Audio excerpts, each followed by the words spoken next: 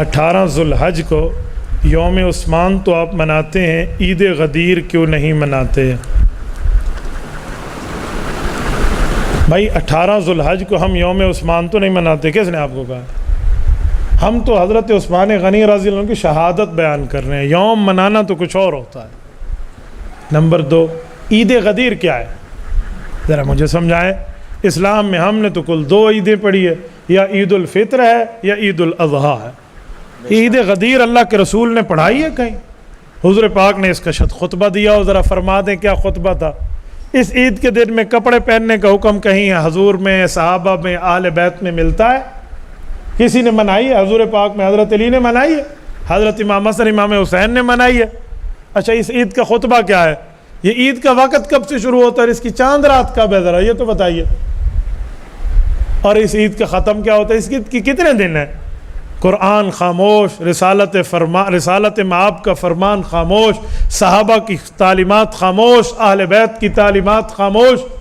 تو بھائی ہم اس عید کو عید اپنی مرضی پہ نہیں کہہ سکتے جس عید کو مدنی کریم نے، علی المرتضیٰ نے عید نہ کہا ہو۔ تو بیٹھے بیٹھے عید بنا لے اپنے پیٹ سے، اور تو مجھے کہہ جی تو عید غدیر کیوں نہیں مناتا؟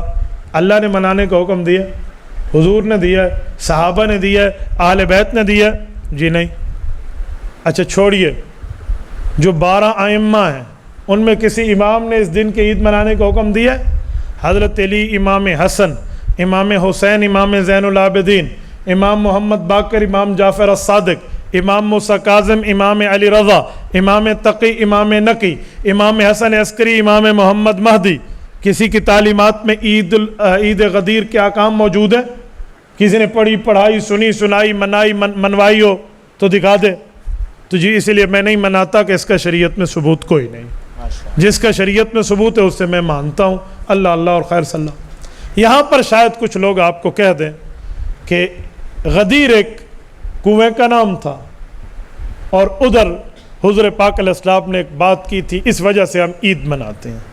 جی پہلی بات ہے، غدیر علاقے کا نام تھا، خم کنویں کا نام تھا، میں مان گیا، حضور پاک نے بات بھی کی تھی، میں مان گیا، لیکن اس بات کو بطور عید منانا نہ حضور نے کیا ہے، نہ نبی نے کیا ہے، نہ علی نے کیا ہے۔ بات کی بات تو میں کر لیتا ہوں، غدیر کا مسئلہ بھی سنا دیتا ہوں، خم کی حدیث بھی بتا دیتا ہوں، لیکن اس کو عید منانا نہ نبی کر رہے ہیں نہ علی کر رہے ہیں، تو کہاں سے کر رہے ہیں؟ تو اس لیے میں نہیں کرتا۔ نمبر 2، وہ بات کیا تھی؟ وہ بات یہ تھی کہ سیدنا علی المرتضیٰ سے چند نئے ایمان والوں نے اونچ نیچ سے بات کر دی، حضرت علی کے رتبے سے واقف نہیں تھے۔ حضور پاک علیہ الصلوۃ والسلام نے ہاتھ اٹھا کر اس موقع پہ کھڑے ہو کے خطبہ دے کر فرمایا، من کنت مولاہ فعلی مولا، اللہم والی من والاہ وآدی من آدا۔ میرے دوستو، مجھے دوست رکھتے ہو، علی کو دوست رکھو، جس کا میں دوست اس کا علی دوست۔ اے اللہ، جو علی کو دوست رکھے تو دوست رکھ، جو علی کو دشمن رکھے تو اس سے دشمنی رکھ۔ یہ حضور پاک کی حدیث ہے۔ اس حدیث میں کہاں لکھا ہوا عید مناؤ؟ کہاں لکھا ہوا؟ اے خدا کے بندے، یہ عید منانے کی بات ہوتی تو جس دن اسلام مکمل ہوا، رب نے فرمایا الیوم اکملت لکم دینکم، آج دین مکمل ہو گیا، واتممت علیکم نعمتی، رسالت کی نعمت کا اتمام تم پہ کر دیا، ورضیت لکم الاسلام دینا، اور دین اسلام آپ کے لیے پسند کر کے بطور مذہب بنا دیا۔ اس دن حضرت عمر فرماتے ہیں ہم چاہتے تو عید مناتے، پر میرے آقا نے نہیں منائی، تو ہم تیسری عید کیوں منائیں؟ کیوں منائیں؟